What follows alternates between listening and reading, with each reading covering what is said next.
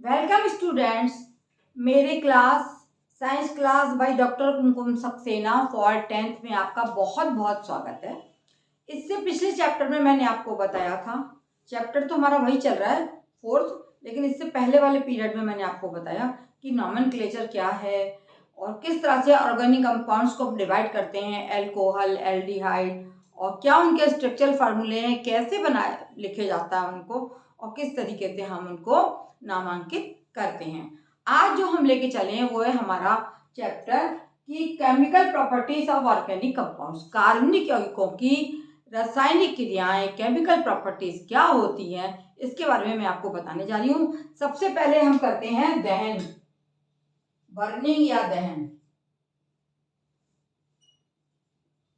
अगर हम chemical organic compounds को बर्निंग करते हैं तो क्या होता है। सबसे पहले हम लेंगे कार्बन को। आपने देखा होगा सब जगह कोयला जलते हुए आपने देखा होगा, है ना, यहाँ वहाँ आग लग जाती है, कोयला जलता है या जलाया जाता है कोयला, तो क्या होता है कि वायुमंडल की ऑक्सीजन को लेकर वो कौन सी गैस बनाएगा, कार्बन डाइऑक्साइड। और जब कोई चीज जलती तो आपको भी पता है कि ज्वाला भी निकलती, प्रकाश भी उत्पन्न होता है और ऊष्मा भी उत्पन्न होती है। तो सबसे सिंपल रिएक्शन है C+O2 बराबर हो जाएगा आपका CO2 प्लस प्रकाश और प्लस ऊष्मा। ऊष्मा बहुत अधिक मात्रा में निकलती है। सबसे पहला जो है वो कार्बन है।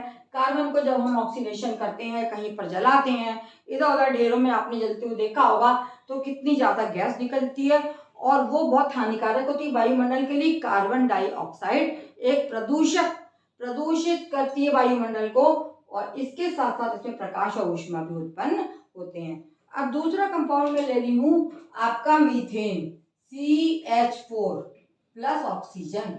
यदि हम मीथेन को जलाएंगे ऑक्सीजन में तो क्या उत्पन्न होगा, CO2 प्लस H2O, पानी भी बनता है, प्लस प्रकाश और प्लस ऊष्मा। इतनी चीजें उत्पन्न होती हैं जब हम मीथेन को, CH4 क्या है हमारा, ये मीथेन है और ये हमारी ऑक्सीजन गैस कहलाती है। जब मीथेन को हम ऑक्सीजन में जलाएंगे तो क्या निकलेगा, कार्बन डाइऑक्साइड और पानी बनेगा और प्लस प्रकाश और प्लस अबंडेंट मात्रा में बहुत ज्यादा ऊष्मा, गर्मी उत्पन्न होती है। अब अगले कंपाउंड पे हम चलते हैं और वो है हमारा CH3CH2OH, यानी ये क्या है, ये हमारा है इथाइल एल्कोहल। जब हम इसका ऑक्सीडेशन करते हैं, यानी ये हो गया आपका मीथेन गैस, ये कार्बन हो गया और ये एल्कोहल हो गया। इसको भी जब हम जलाएंगे तो क्या उत्पन्न होगा, CO2 प्लस H2O प्लस ऊष्मा और प्रकाश, सब चीजें उत्पन्न होंगी। ये हमारे हो गए आपके दहन या बर्निंग ऑफ ऑर्गेनिक कंपाउंड। इनको जब भी हम जलाएंगे, कोई भी कंपाउंड लेंगे तो क्या उत्पन्न होगा, कार्बन डाइऑक्साइड, पानी, ऊष्मा और ये हमारा एल्कोहल है। क्या है हमारा, इथाइल एल्कोहल। इसका नाम है इथाइल एल्कोहल। इसको जलाने से क्या दोनों चीजें वही उत्पन्न हुई, कार्बन डाइऑक्साइड और पानी। तो ये हमारी हो गई burning reactions of organic compound, कि जब हम ऑर्गेनिक कंपाउंड्स को दहन करेंगे, उनको जलाएंगे तो कार्बन डाइऑक्साइड तो बनेगी बनेगी, आवश्यक इसका वो है, और प्लस पानी बनेगा इन दोनों रिएक्शंस में और प्रकाश भी उत्पन्न होगा और ऊष्मा भी बहुत अधिक मात्रा में उत्पन्न हो जाती है। तो क्या होता है कि हमारे पास में दो तरीके के कंपाउंड्स होते हैं, संतृप्त हाइड्रोकार्बन और असंतृप्त हाइड्रोकार्बन। जो हमारे संतृप्त हाइड्रोकार्बन होते हैं, जैसे मीथेन है, इथेन है, प्रोपेन है, ब्यूटेन है, जब हम इनको जलाते हैं तो क्या होता है, ये बहुत स्वच्छ ज्वाला से जो हमारे क्या हैं, हमारे संतृप्त हाइड्रोकार्बन को जलाने पर, संतृप्त हाइड्रोकार्बन को जलाने पर क्या मिलता है हमें, जलाने पर, जलाते हैं तो हमारी स्वच्छ ज्वाला, बहुत साफ ज्वाला उत्पन्न होती है, स्वच्छ ज्वाला उत्पन्न होती है जो बहुत साफ सुथरी होती है। बर्निंग ऑफ संतृप्त सैचुरेटेड हाइड्रोकार्बन, तो जलाने पर ये स्वच्छ ज्वाला के साथ में जलते हैं। और दूसरी तरफ हमारे असंतृप्त हाइड्रोकार्बन है जो अस्वच्छ ज्वाला, जैसे असंतृप्त हाइड्रोकार्बन,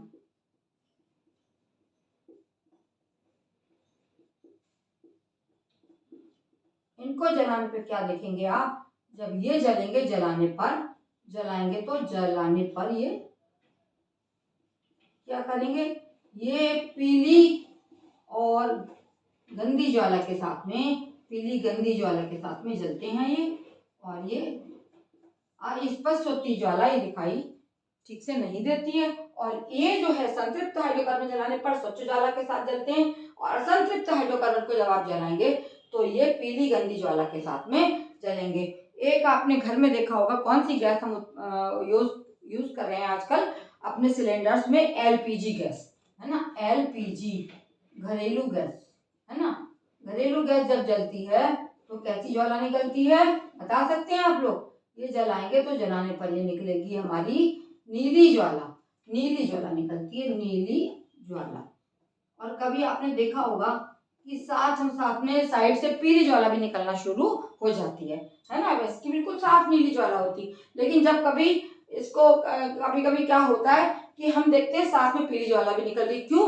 अगर हमारे जो गैस है, जो हमारा बर्नर है, उसके अगर छेद बंद होंगे तो पीली ज्वाला के साथ में वो नीली ज्वाला जलने लगेगी, और वरना हम बिल्कुल साफ नीली ज्वाला दिखाई देती है। इस प्रकार से ये सारा रिएक्शन आपको बताए मैंने।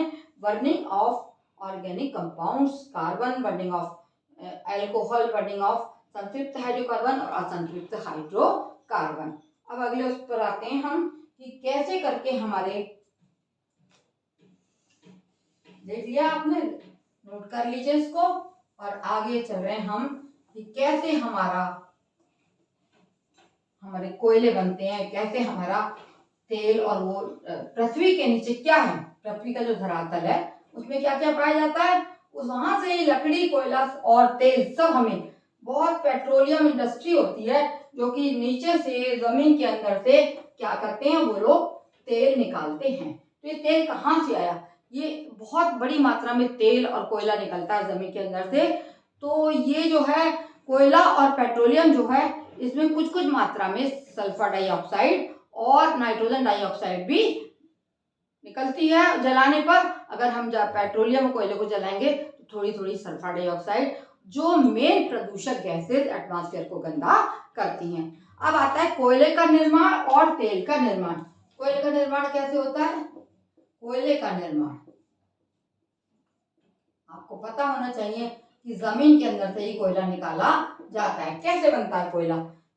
बहुत वर्ष पूर्व, ईसा पूर्व जो थे, हमारे बड़े बड़े पेड़ जो है, कभी भूकंप आ जाता है या कुछ और भी एटमॉस्फेरिक चेंजेस होते हैं, तो क्या होता है कि जो कोयला, लकड़ी के बड़े बड़े लट्ठे थे, पेड़ थे, वो नीचे दब गए, दबते चले गए, उनके ऊपर परतें बनती चली गई, फिर दबते चले गए, और दबते दबते धीरे धीरे वो काय में परिवर्तित हो गए, वो जाके कोयले में परिवर्तित हो जाते हैं। इस प्रकार से कोयले का निर्माण होता है। और तेल और गैस का निर्माण कैसे होता है? तेल और गैस कहाँ से आता है? ये भी हमारी जमीन के अंदर से। तेल व गैस का निर्माण, जो ओरिजिनल गैस होती है, हमारी प्राकृतिक गैस होती है, वो जमीन के अंदर पाई जाती है।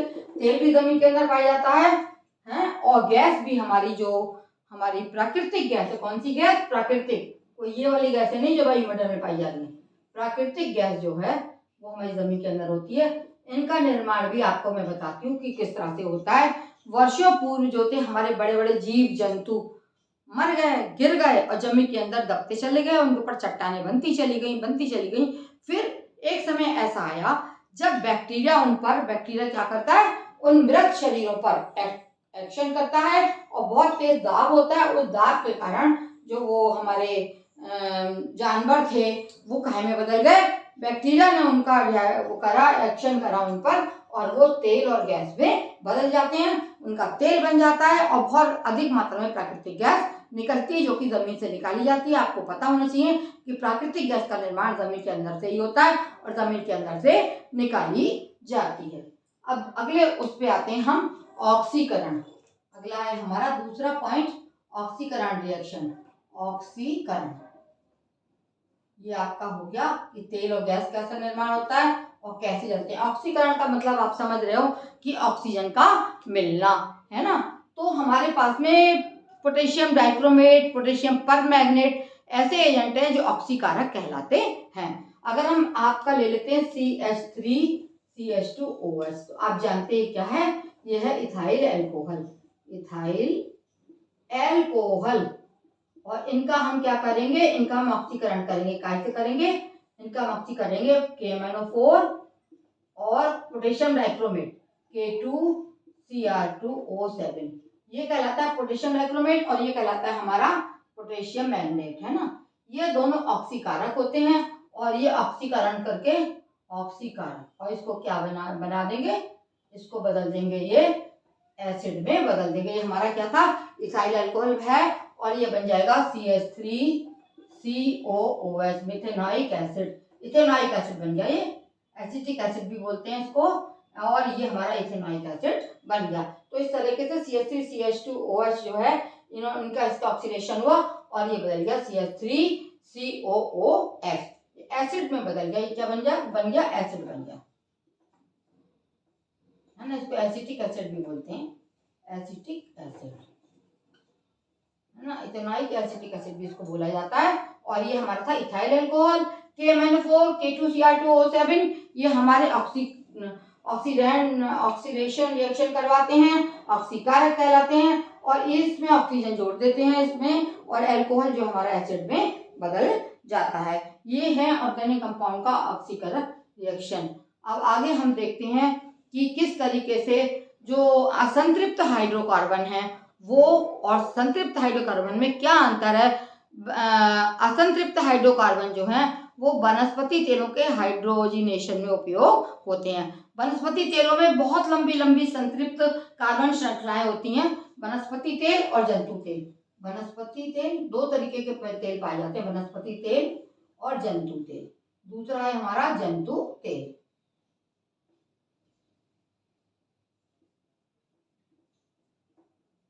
वनस्पति तेल में क्या होता है, इसमें लंबी लंबी कार्बन की श्रृंखलाएं होती हैं और इनका जो है असंतृप्त कार्बन श्रृंखलाएं होती हैं। असंतृप्त कार्बन श्रृंखला, असंतृप्त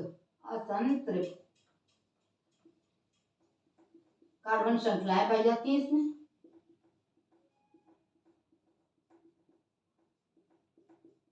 लंबी लंबी हैं, और इसलिए ये तेल जो है ये उपयोगी बताया जाता है शरीर के लिए, कि अगर आप इसका उपयोग करेंगे तो आपको कोई भी नुकसान नहीं होगा, है ना। सारे आपने देखा होगा, सभी लोग बताते हैं, जो डॉक्टर्स हैं वो भी बताते हैं कि वनस्पति तेलों का उपयोग करो, है ना, पेड़ों से बने। उनमें क्यों, क्योंकि उनमें असंतृप्त कार्बन श्रृंखलाएं लंबी होती हैं, लंबी लंबी होती हैं, और ये स्वास्थ्यवर्धक होते हैं। क्या होते हैं, स्वास्थ्यवर्धक होते हैं। स्वास्थ्यवर्धक माने स्वास्थ्य को हानि नहीं पहुंचाते, स्वास्थ्यवर्धक तेल है ये, और इन्हीं का उपयोग हमें अपने खाने में करना चाहिए।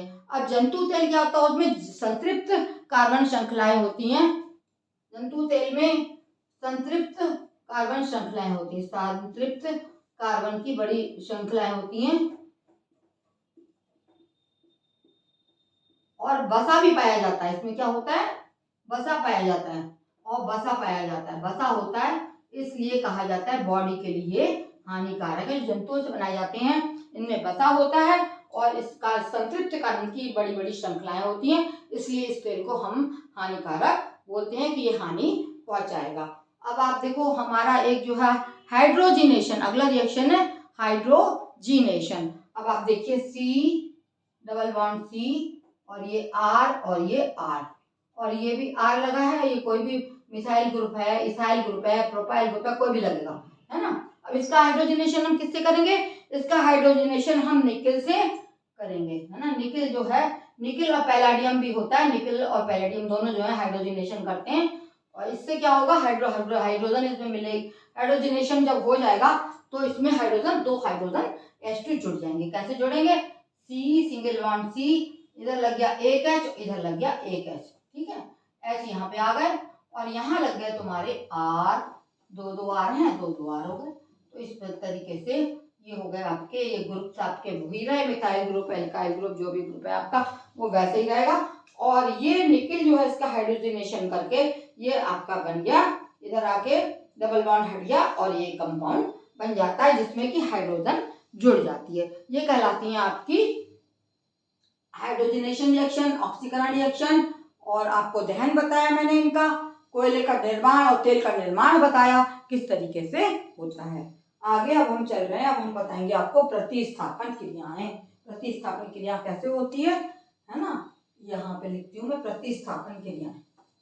ये आपने देख लिया हो, नोट कर लिया हो और आप इसको याद करेंगे। इन्हीं सब में से बोर्ड में क्वेश्चंस आते हैं और कुछ कठिन नहीं होता है, बस दिमाग में रहना चाहिए हमने जो पढ़ा है उसका क्वेश्चन आया है तो हमें तुरंत आंसर देना है, लिखित में देना है और लिख के अगर सूत्र वगैरह पूछे जाएंगे वैसे करना है, वैसे आ जाए क्वेश्चन। छोटे छोटे क्वेश्चन भी इनके ऊपर आ जाते हैं, उनका आंसर आपको देना है। अब आता है प्रतिस्थापन क्रियाएं। प्रतिस्थापन स्थापन क्रियाएं, तीसरा इनका गुण है ऑर्गेनिक कंपाउंड्स का प्रतिस्थापन क्रियाएं। प्रतिस्थापन क्रियाएं क्या होती हैं? हटाना, प्रतिस्थापित करना। किससे? जो आपकी क्लोरीन है, क्लोरीन गैस होती है, वो क्या करती है? वो सूर्य के प्रकाश में हाइड्रोजन परमाणुओं को प्रतिस्थापित करती है। अब देखिए मीथेन, ये क्या है? ये मीथेन है और मीथेन में जब हमने क्लोरीन मिलाई है ना, क्लोरीन से रिएक्शन करवाया तो ये आप बहुत आराम से देखिए, बहुत अच्छा रिएक्शन है। और यहाँ पे ले लेंगे हम सूर्य के प्रकाश में ये क्रिया होती है। अगर सूर्य का प्रकाश नहीं होगा तो ये क्रिया नहीं होगी, सूर्य का प्रकाश। अब देखिए प्रतिस्थापन कैसे होगा? एक H और एक Cl निकल जाएगा है ना, तो यहाँ बचेगा CH3, CH3Cl प्लस यहाँ से एक H मिला, एक Cl मिल, HCl। ये कहलाएगा मोनोक्लोरो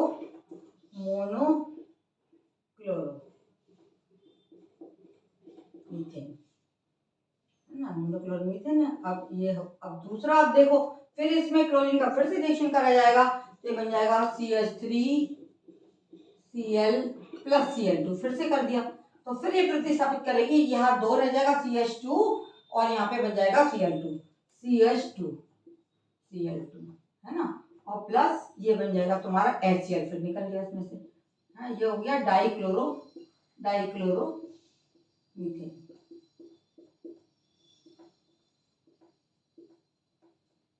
ठीक है, अब आगे फिर इसको हम रिएक्शन कराएंगे तो बन जाएगा CH2Cl2 प्लस Cl2। फिर अगेन हमने क्लोरीन से, सूर्य का प्रकाश सब में होना चाहिए, सूर्य का प्रकाश हर रिएक्शन पे आएगा वरना ये रिएक्शन नहीं होगी। सूर्य का प्रकाश तो फिर हमारे पास में कितने वो रह गए? हमारे पास रह जाते हैं अभी 2 हैं, तो ये बन जाएगा CHCl3 है ना, और यहाँ पे निकल गया हमारा, फिर HCl निकल गया, एक H निकल गया, एक Cl निकल गया, तो ये बचा CHCl3 प्लस HCl।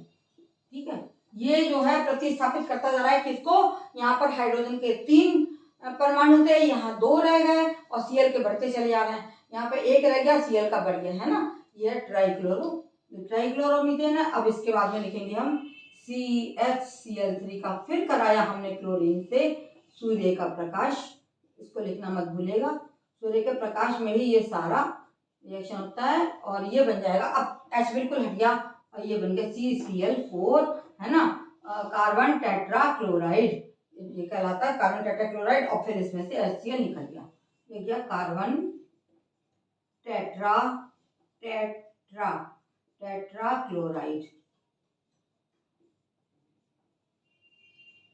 इस प्रकार से ये सूर्य के प्रकाश में प्रतिस्थापन क्रिया हो गई, ऑक्सीडेशन क्रिया बताई, जैन बताया मैंने, और आपका ये बताया कि किस तरीके से संतृप्त और असंतृप्त हाइड्रोकार्बन जब जलेंगे तो कैसी ज्वाला निकलती है, किस तरीके से क्या होता है, ये सारे आपके कोयला पेट्रोलियम कैसे बना, जमीन के अंदर कहाँ से आया, कितनी बड़ी मात्रा में प्राकृतिक गैस निकाली जाती है, उसी प्राकृतिक गैस से फिर उसको डिस्टिलेशन करके मिट्टी का तेल, ईथर और आपका डीजल और पेट्रोल, ये सब जो हम लोग काहे में यूज करते हैं, हम अपने वाहनों में इनको यूज करते हैं। और इन वाहनों में यूज कैसे होगी, कहाँ से आएगी? कोई एटमॉस्फेयर से नहीं आती, कोई वायुमंडल से नहीं आती, ये गैस जमीन से निकलती है और ये जीव जंतुओं से और कैसे पेड़ पौधों के सड़ने से, नीचे डलने से बन जाती है।